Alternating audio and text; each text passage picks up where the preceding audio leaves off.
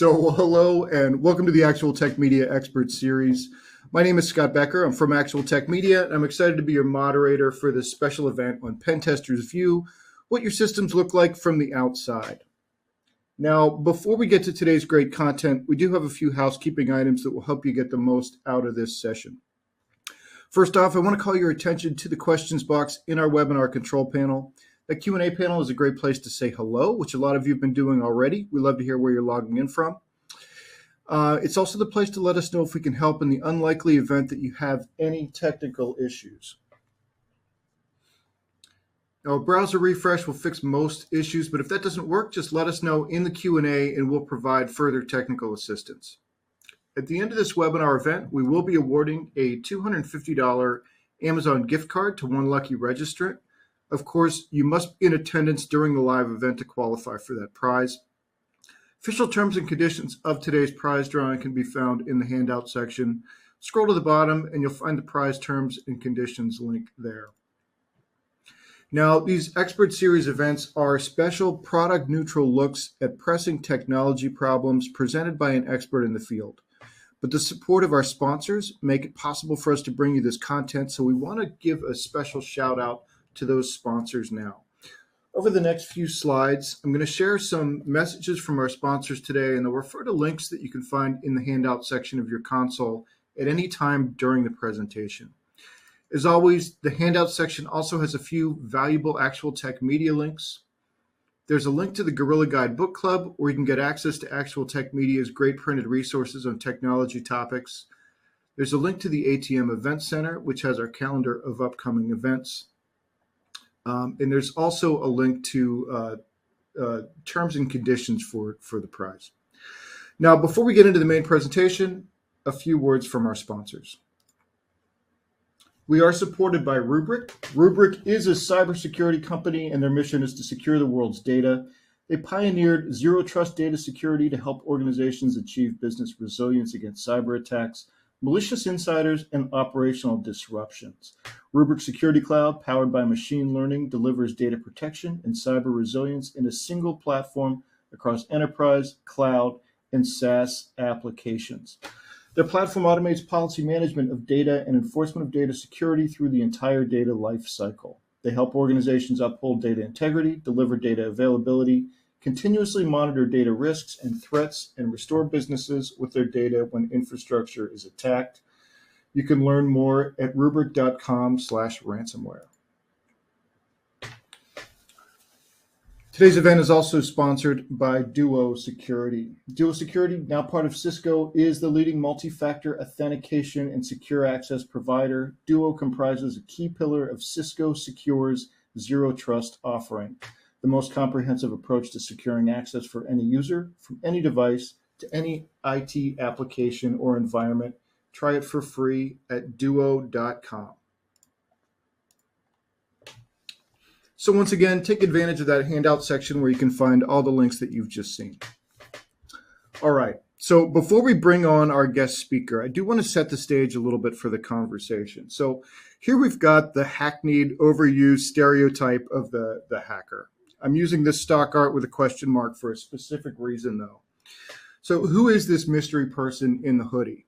Who's out there trying to penetrate your systems? The answer is there are all kinds of people who look at your systems from the outside and try to find weaknesses. And to frame up where these people come from, we're going to do something a little fun, a little silly maybe, but I hope useful. So we're going with the classic Dungeons and Dragons alignment table. I'm sure you've seen those all over social media for superheroes, Lord of the Rings, Star Wars, you name it. We're going to use the table to show who might be under that hoodie, who might have that outsider's perspective on your organization. Some of them are on your side. Some of them are your enemy. Alan has a comment here. I'm just going to make it public. Says, who's under the hoodie? He said, Bill Gates, Putin. Thanks, Alan. All right, so let's break this down. So first off, when you're talking about good guys and bad guys, you've got to state your perspective, of course. So this whole chart is just going from the standpoint of a US-based private company, probably not a multinational. So actors who are trying to defend you are good on this chart. actors intent on breaking into your systems for nefarious purposes are bad here. So let's do a quick note on the framework too. The lawful side really means government or nation state actors. Neutral along that axis is more folks who are looking to make money, which can be money helping you protect yourself or making money by charging you a ransom. And chaotic are people who are out there for the sheer joy of it or the lulls or frankly, the chaos of it. So let's break this down.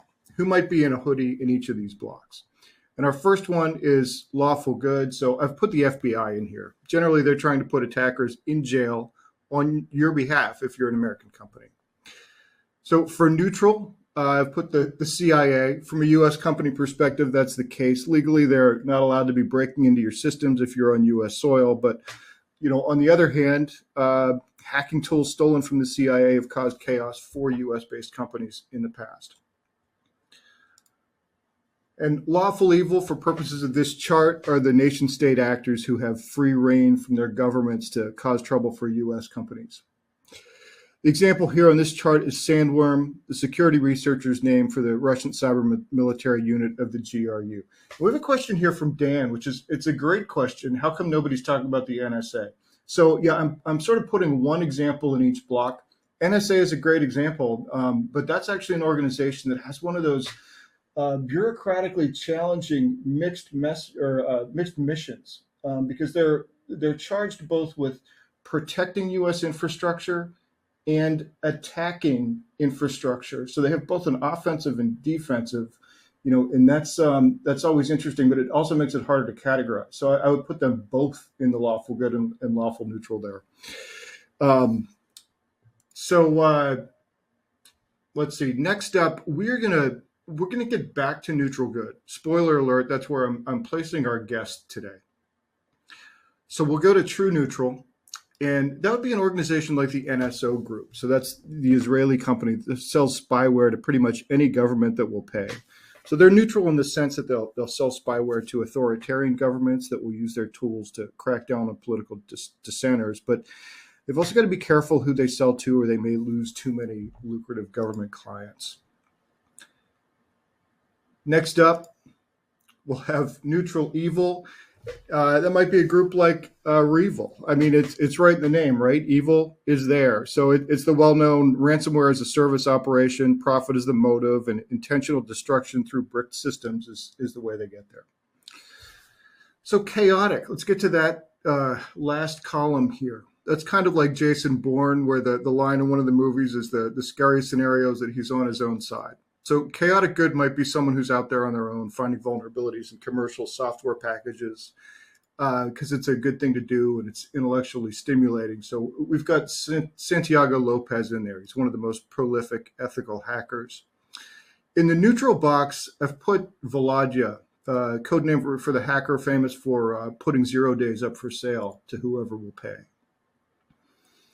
And finally, on the chaotic side, in the chaotic evil section, I've put anonymous. Now, the hacker collective could also arguably be chaotic good under another framework. A lot of their campaigns have to do with promoting social causes, but from the standpoint of somebody tasked with protecting the assets of an American company, you've got to treat that kind of a hacker collective as an enemy and a threat. So that brings us back to neutral good, which would be somebody looking to break into your network in order to help you defend it. They're only neutral on this table because they're outside of government. And what I've put in here is pen testers. So you hire them to pound against your network, your cloud, your homegrown apps, and see if anything breaks. And then they'll tell you what they found and how to fix it. That's going to be our conversation today. We're going to talk to one of the good guys who does penetration testing. We're going to have a wide-ranging conversation about how penetration testing works, how it fits into the broader attack landscape, how it fits into the complete security picture, and then what the attack trends are from the view of a security insider. So our guest today is Sheldon Spears, who is CEO and founder at 10x Solutions. There's a link to the company in the handout section, but 10x does penetration testing, and Sheldon's got a lot to say about the security, the state of security, and the current threat landscape. So let's bring Sheldon on.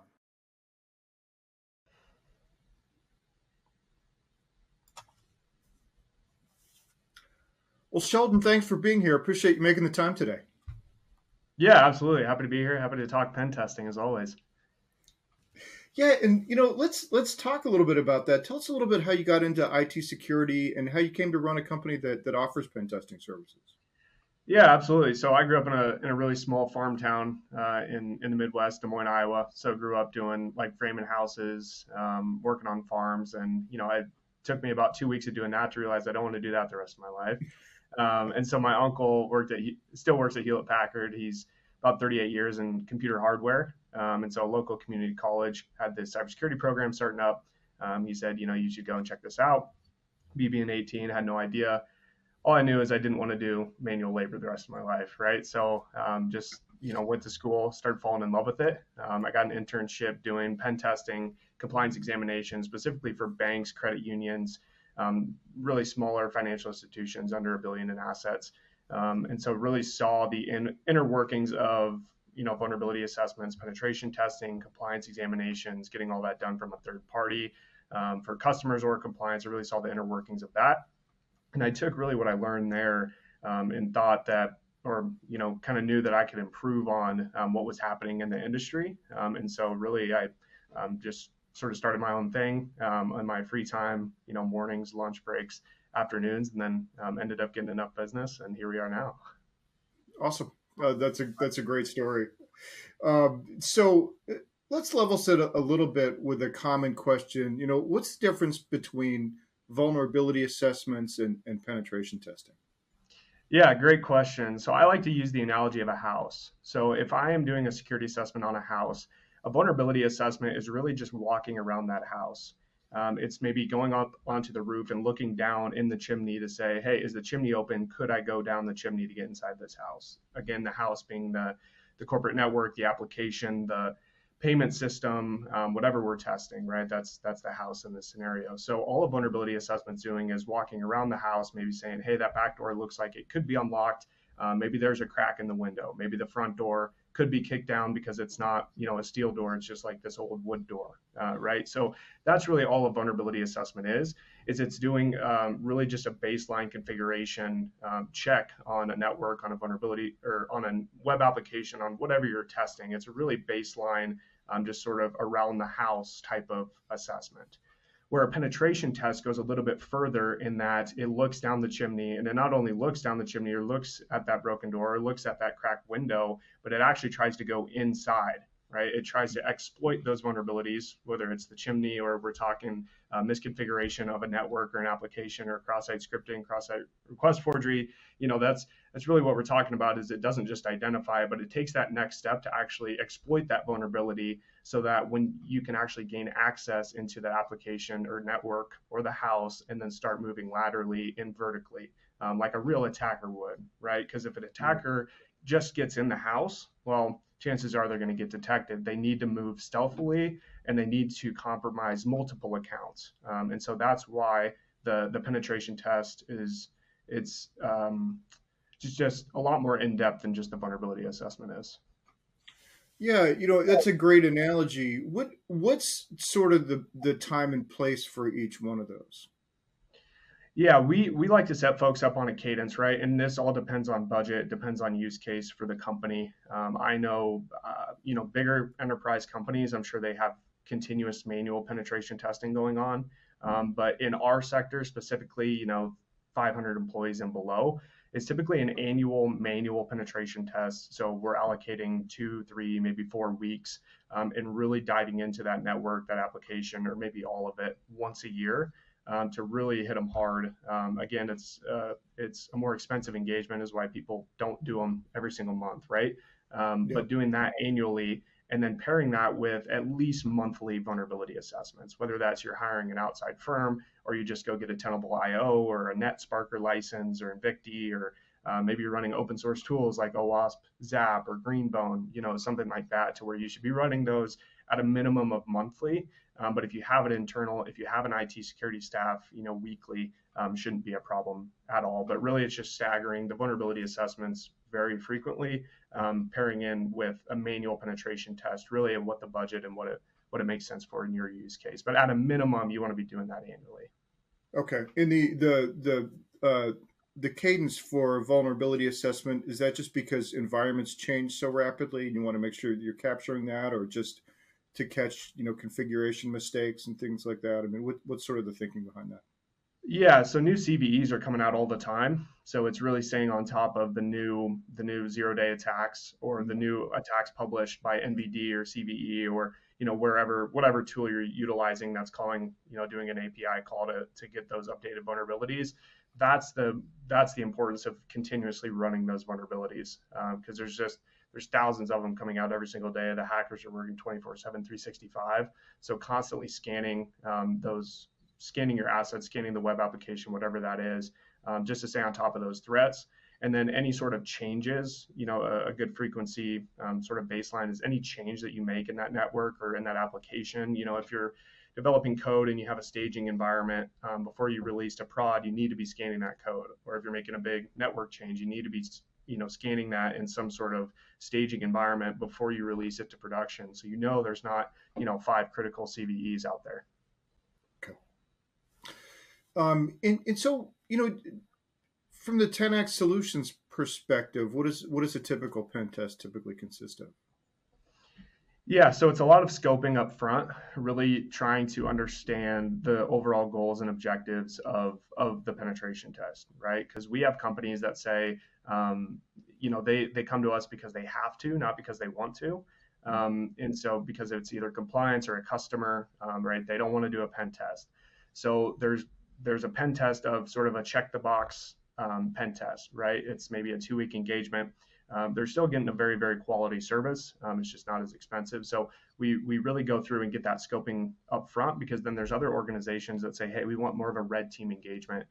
Let's really set this up. Let's put a team of ethical hackers on this for a month, 2 months, 2.5, 3 months, whatever that is. We really want a live simulation. We want phishing attacks. We want phishing attacks. We want you to come drop USBs. We want you to send text messages to our employees. The full gamut.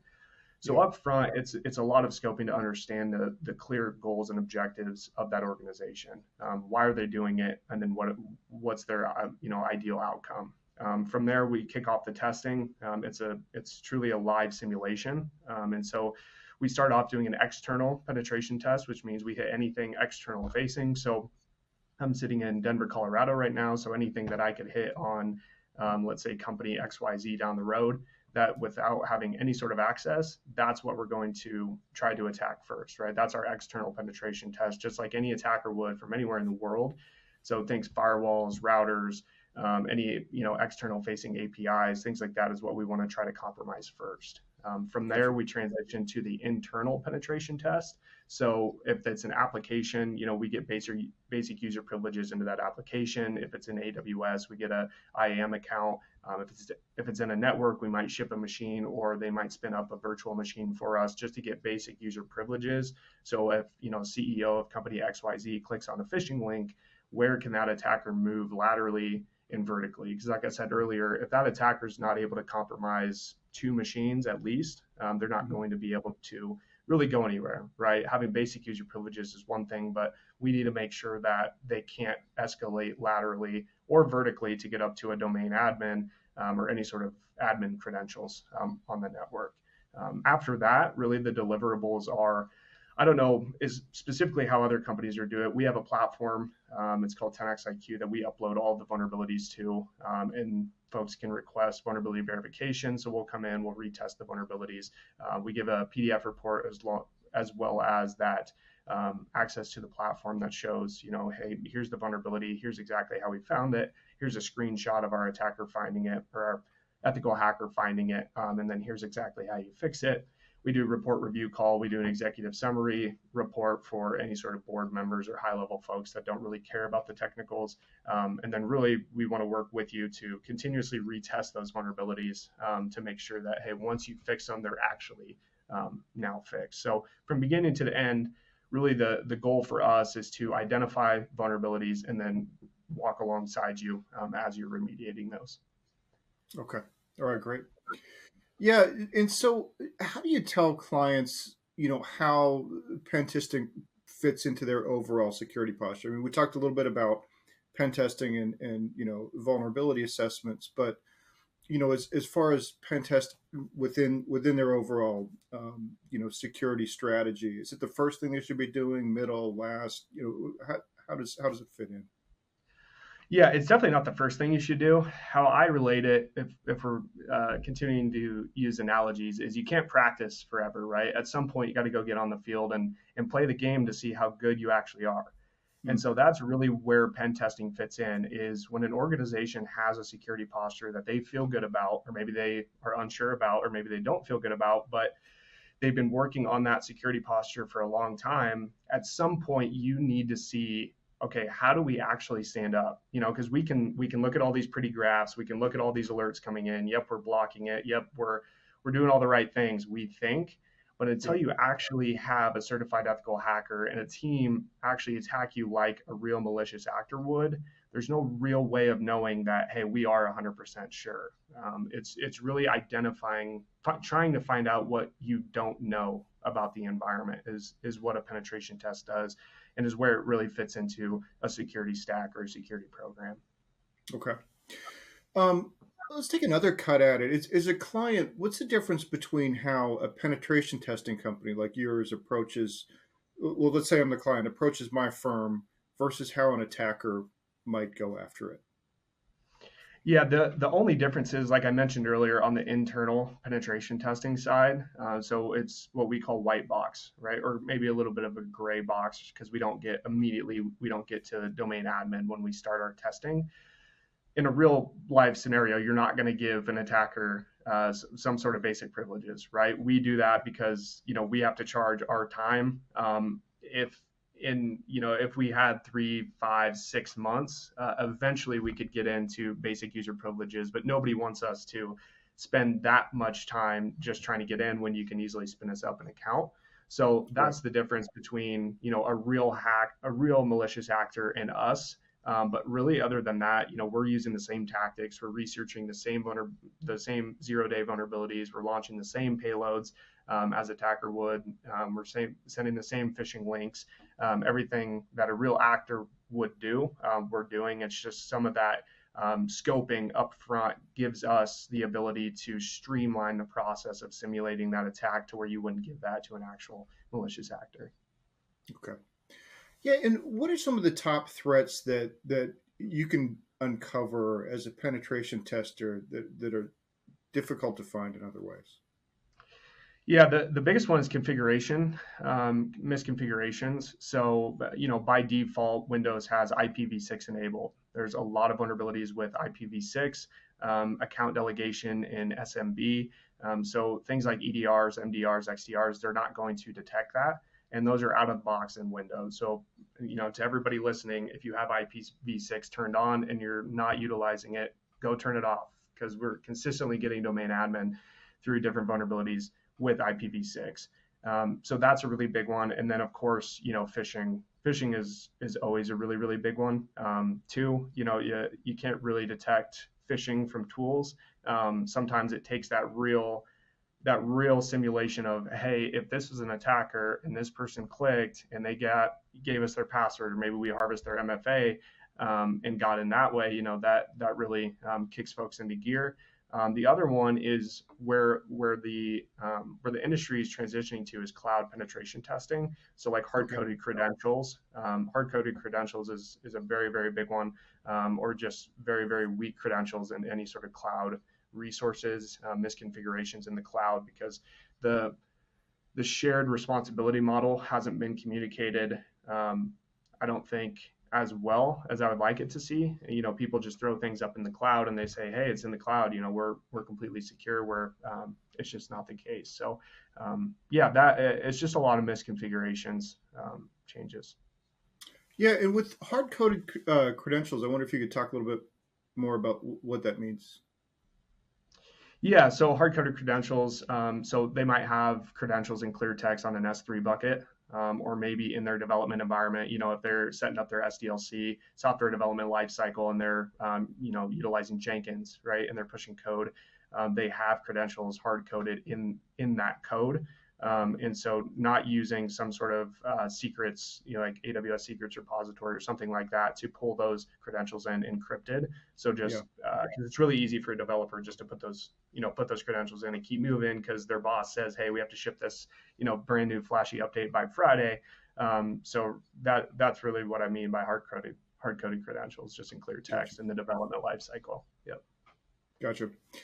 And I guess sort of a similar question to the last one, but what can a penetration testing specialist do that, maybe as a customer, my own IT department can't, even if my team has some people who are familiar with, tools on, say Kali Linux or GitHub. Yeah, yeah. So the big one is compliance and then customers, right? So all compliances and all your customers want to see that done by a third party. So if it's an internal staff member doing it, that's great. They should be Yeah. doing it, but it still takes a third party to meet those customer requirements or those compliance requirements. There's always mixed feelings about that, right? But that's just the true nature of it. Yeah. We wouldn't have a business if that wasn't the case. And we firmly believe in that third party attestation because when you're inside working on your environment, you get sort of this tunnel vision, right? That's why we have another outside firm pen test us in our application, even though this is what we do, right? But you Yeah. get so tunnel vision, you think you know everything. And bringing in an outside perspective of people who are just pen testing different organizations every single day because that IT person internally isn't just a pen tester, right? They're, one day they're working on fixing Mary Lou's printer down in finance, and then they're working on the CEO's like file share, whatever it is, right? They're not just doing pen testing all the time like a third party would. So it really gives that fresh outlook on your environment and brings in new ideas from people who this is all they do is pen testing. They're consistently seeing new environments, consistently researching new vulnerabilities, is the biggest value add. Gotcha. Yeah, that makes a lot of sense. So you've been doing this as 10x Solutions for almost 4 years now. How have you seen attack trends change in that time frame? Yeah, it's a good question. Like I said earlier, it goes back to the cloud.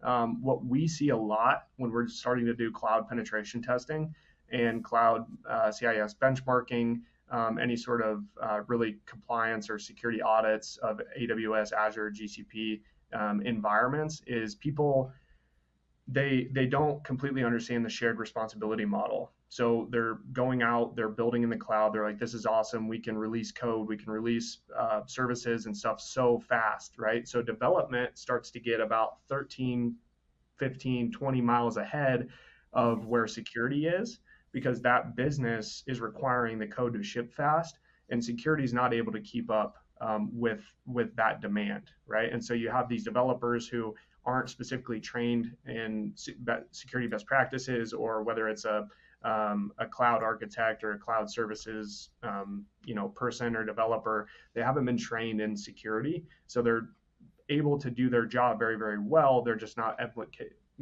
implementing those appropriate security controls while they're building extremely fast, like these cloud platforms allow people to do.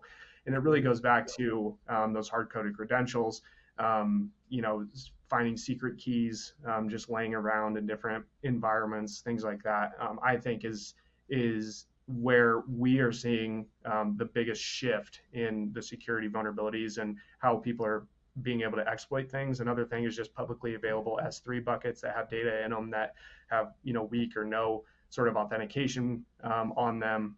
So really, just as people are moving into the cloud, it's opening up a lot of different and a lot more security vulnerabilities because they think that if everything's in the cloud, it's just automatically secure. But it's truly a shared responsibility model to where they need to be protecting that data as well. Well, and it's interesting. A lot of what you're describing there sounds like, sort of the DevOps processes. And, we've heard a lot about DevSecOps. Have you seen much adoption of that? Or are people sort of getting up to speed on the sort of the DevOps element and just, going faster on the development, but maybe it sounds like the security is being left behind? Yeah, so in the enterprise world, I think they're able to go and hire a DevSecOps person for 150, 180, 200K, whatever these people are making out in AWS, GCP, and Azure now, right? So the Yeah. enterprises are there. We specifically work with like a lot of startups, a lot of mid-sized, up and coming companies that aren't able to afford an engineer like that, right? Like the co-founder has maybe 3 or 4 engineers, and him or her also in there developing. So that's really where it comes from. I think the enterprises, who have already been in cloud for a long time, they've already adopted what I'm talking about. But as we're looking in sort of our market is the startup, mid-size, maybe 10 years down the road company, 300 employees and below. That's really the biggest attack vector that we're seeing. Gotcha. That makes a lot of sense. Um, you know, shortly after the Snowden revelations, 10 years ago now, I guess, but, there was a lot of interest in what attackers knew. And at the time, there's a lot of focus on tools like, Nmap for network mapping, John the Ripper for, password cracking, AirCrack for wireless attacks. What are sort of the main tools in the pen tester's toolkit these days? Yeah, so there's a lot. It all started, like Cobalt Strike is a big one. Core Impact is another big one that we use. Really, the entire Metasploit framework. John the Ripper is still very, very prevalent in what we do. Yeah. Hashcat is another one. Yeah, really the entire Metasploit framework, along with custom scripts that we're developing to really build upon what's already out there in open source. And really what we like to leverage is automated penetration testing as sort of that initial scan or initial test as well. So you think of like Metasploit Pro or like a NetSparker, or like an Invicti, a Wasp Zap, tools like that are another really good one, just to find like those really big gaping holes and then sort of build the process off of that. And then, Okay. of course, going outside of those tools as well. But yeah, I mean, a lot of the tools, at least in our space, that have been prevalent over the last 10 years are still prevalent in the environments today. Probably not for the better. Yeah. Well, it's interesting you mentioned, Metasploit. That was a key one back then, and still is. It sounds like. Yeah, And I absolutely. want to put a pin in that and come back to that because that's another question that I have. But um, you talked about some of the security holes. What are the security holes that your team discovers that tend to surprise clients the most? I don't I don't know that anything I don't know that there's one or like a specific vulnerability that surprises clients. I just think it surprises clients that we are able to gain access sort of as easily as we do in some instances. Like we were running a pen test last week. We got domain admin in about 10 minutes because there was 5 or 6 critical CVEs in their environment that we were able to escalate the privileges, get domain admin, put a file on the CEO's computer, right? So when we do those things, it really sparks interest and surprises them. Yeah. The other one is really seeing, if we're doing like a phishing attack and we're able to call and do just a little bit of research and then call on those employees and get them to give us sensitive information, that surprises people a lot. But as far as the technical vulnerabilities, I don't know that our clients are sort of keen enough and to what we're doing to where they're like, oh, that's that specific vulnerability is surprising to me. I just think Yeah. people can't conceptualize somebody actually being able to hack into it until they see it right in front of their face and they see a report and a screenshot that shows, yes, we were able to compromise these 30 devices or whatever that is. Right. Right. Gotcha. Well, let's flip that around. What are some of the boring holes almost that come up every time you wish clients would take care of? You mentioned the IPv6 stuff in Windows earlier, but just basic blocking and tackling that companies should be doing, but frequently aren't. Yeah, the biggest one that we see all the time is security cameras and printers, default credentials. So if we hit a security camera or a printer, we can just look up that name of that security camera or the printer, go to the manual, find the default credentials, and we're in. A lot of the Yeah. time, that's a huge one.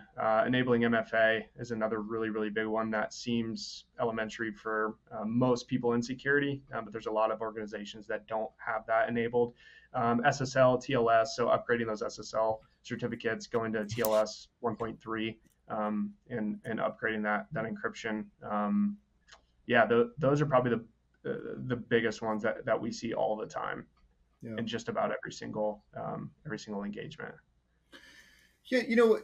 And because, well, let me ask you about another area and then come back to that. But there's a lot of talk now about zero trust and how the network perimeter is gone, yet dwell time keeps coming up and seems to increase. It, I guess there's this old vision of network security where you had a perimeter and the crown jewels were inside it, and now you've got sort of crown jewels everywhere. They're often Office 365 and in Salesforce, and so then it becomes more of a credential protection thing. But as a pen tester now, where do you aim to find places that attackers would dwell? I mean, is it in a sort of a SaaS silo like that, or is it primarily in the traditional data center, like lurking around in there? I mean, like, what are sort of the top targets for you, or is it just everything? Yeah, it's really just about everything. It's really just because at the end of the day, it's still just resources and finding the vulnerabilities that are on those resources and the configurations that have those vulnerabilities. Yeah. And yeah, it comes down to the authentication, MFA, having that enabled. Yeah, I just think it's always just a little bit of everything. There's not one sort of centralized place that attackers are going Yeah. anywhere. Okay. And are there sort of new techniques that you need to do as far as like looking in common, or well-known, repositories of usernames and passwords, and checking to make sure companies' employees don't have like a Facebook password that's been compromised or something that they're also using for any of their company assets. Is there any way to check that kind of thing from Yeah, your there's a lot perspective? of there's a lot of tools out there without naming a specific one. If you just Google, hey, password checker, have I been pwned to, stuff like that. Yeah. Those are really good ones.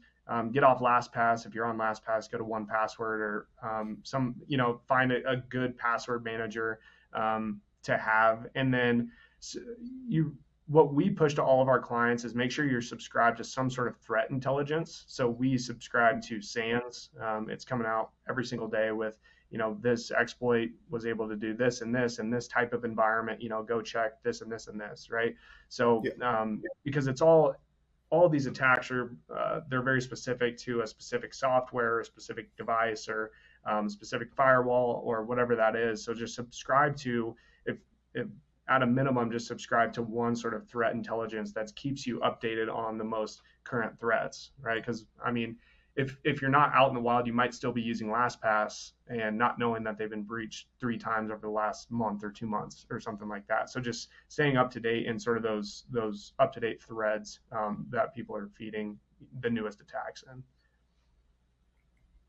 Gotcha. And one thing you mentioned there too is MFA.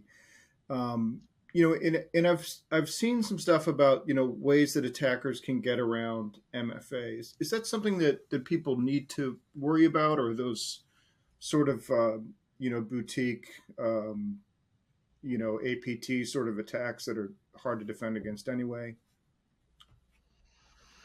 There are ways that you can harvest those MFA creds, or that MFA code, the SMS message that you might get. There are ways to do it, Yeah. but at least in the environments that we see, as long as you have MFA, you're gonna be good. You're gonna be okay. Yeah. Always, think about single sign-on. If that's in your environment, if you can log in and single sign-on, that's always better to do. It's just the typical audience for us is just getting to the point of implementing that MFA in the first place. Yeah. But I don't specifically know the audience we're talking to here, but if not MFA, be using single sign-on for sure. Gotcha. Um, One of the other things is, a lot of the attacks that make headlines sort of attack major, broadly used applications with really large customer bases. But I know you guys do in-house, or sort of home-built application testing. what priority should people be placing on pen testing their own homegrown applications versus um, other other stuff? Yeah, they should place a lot of importance on it, especially if that is a critical asset for the company. If your business can't run with that application, you see the headlines of all these really popular breaches, like we're talking about LastPass, right? Well, that's Yeah. just because LastPass is really popular. Nobody, these big security threads, these threat intelligence aren't talking about the 50 to 100 person shop that gets hacked and like we just had an application get hacked and it cost the company 20 million down in Texas. Oh, That's wow. not going to make any news, right? That's Yeah. not going to go out on any sort of thread. But that company is in a world of hurt right now because they hadn't been implementing any sort of security controls. They just been had this homegrown application. Somebody's cousin's brother's uncle's sister, developed it for them. There's really no guardrails around the development process, the secure software development lifecycle. So yeah, it's extremely critical if you have something that again is business critical for you to be testing that and making sure you're securing it. Um, that seems like great advice. One thing that hasn't really come up in our conversation much is ransomware. Does pen testing play a role in defending against ransomware, or is that something that you protect against in other ways? Yeah, that's a really good question. The only role that I see penetration testing playing a role in, or really the only role I see penetration testing playing in ransomware defense is that initial access, right? You have to have some sort of initial access to deploy that ransomware in the first place. And the whole goal of a penetration test is to see how we can get that initial access, how we can gain that initial access to then deploy something, on that network, on that application. And so that's really the biggest play and how they coincide, how they come together is that initial access because the entire goal of a penetration test is to see, hey, can we exploit something to get initial access? We of course don't deploy any sort of ransomware, malicious Right. code or anything like that in our engagements.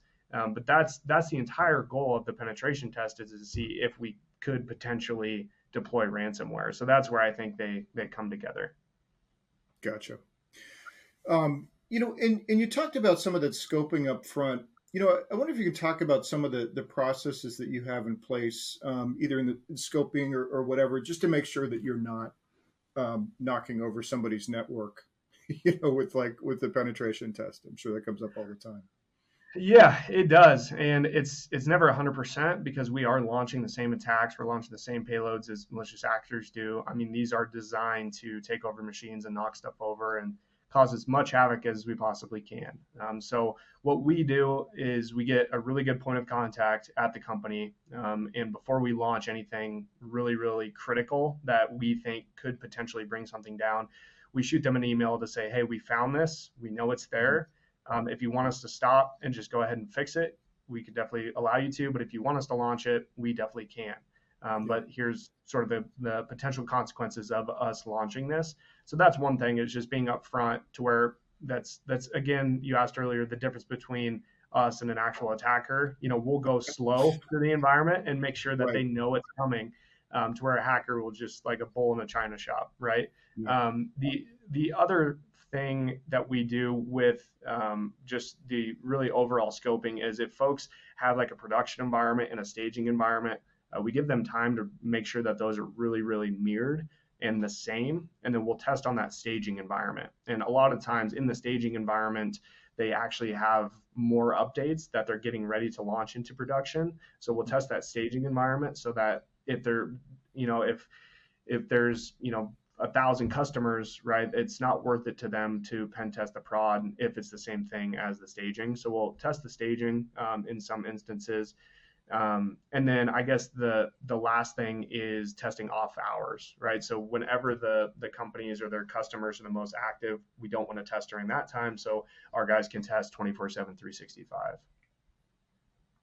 Gotcha. Except for Christmas, Um, they might get mad at me if I have them work then. um, and you mentioned earlier about security cameras.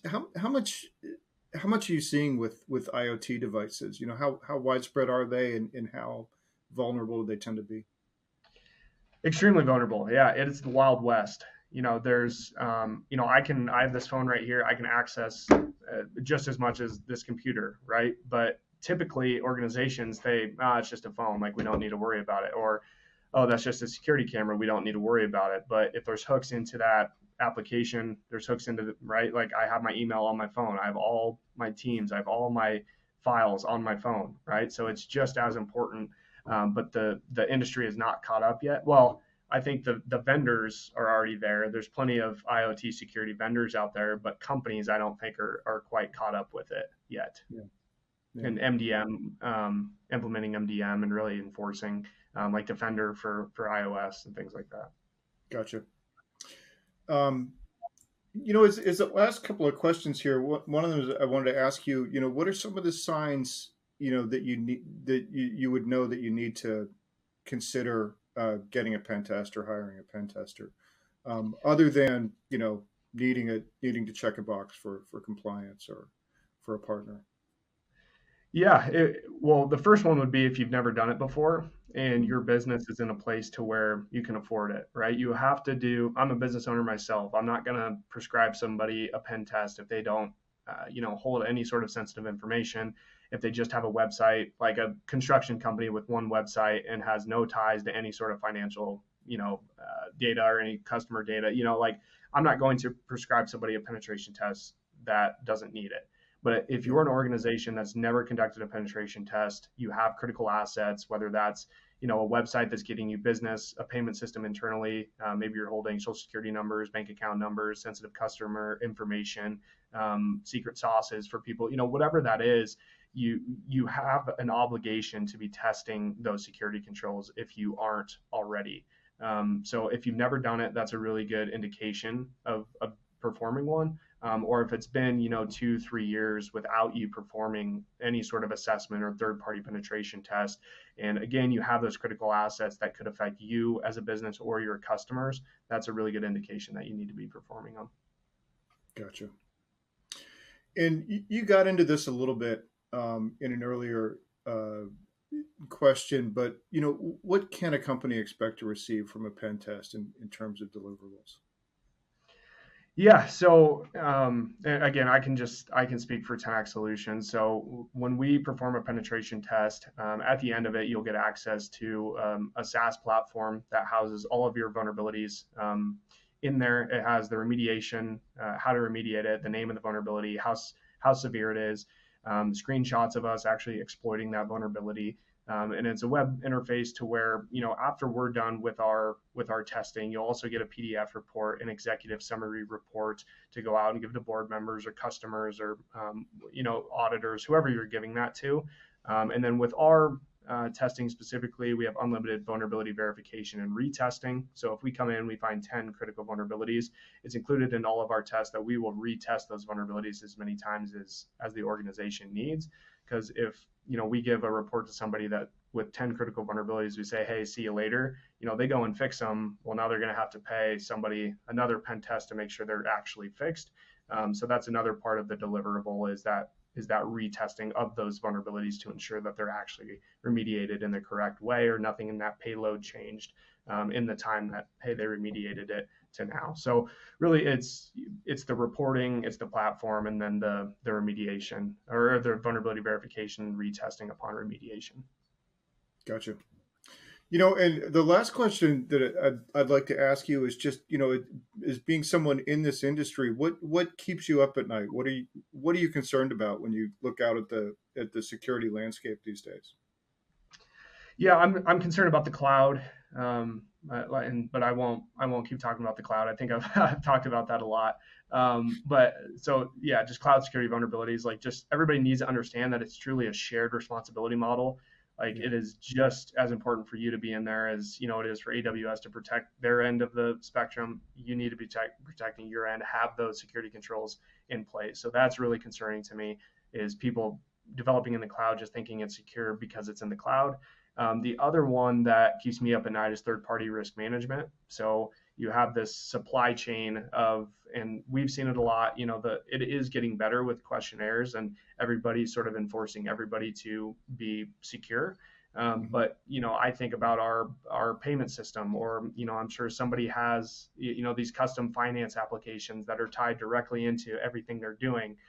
Well, that just doubled or tripled your attack surface, right? Because if somebody gets in through that finance application, well, now that finance application has hooks into you, right? And it's just a never-ending cycle of everybody having a platform, which I'm not saying is bad. We have our own platform, but everybody has a platform. Everything's digital now, and they're all sort of this chain reaction of, if one person gets hacked, it can just keep snowballing down the line to another company that they might have their internal controls and their information security program on lockdown. But as soon as they let this finance application, and I'm using that as purely an example, but this finance application into their environment with all this access, well, now, even though their security program is great, well, how do you know that finance security program is great, right? So that's another really big attack vector. Well, no, I'm worried about that too. So thanks for that. Sheldon, thanks so much for coming on. Really appreciate your time and all your insights. This has been a great conversation. Absolutely. Always a pleasure. Thanks, Scott.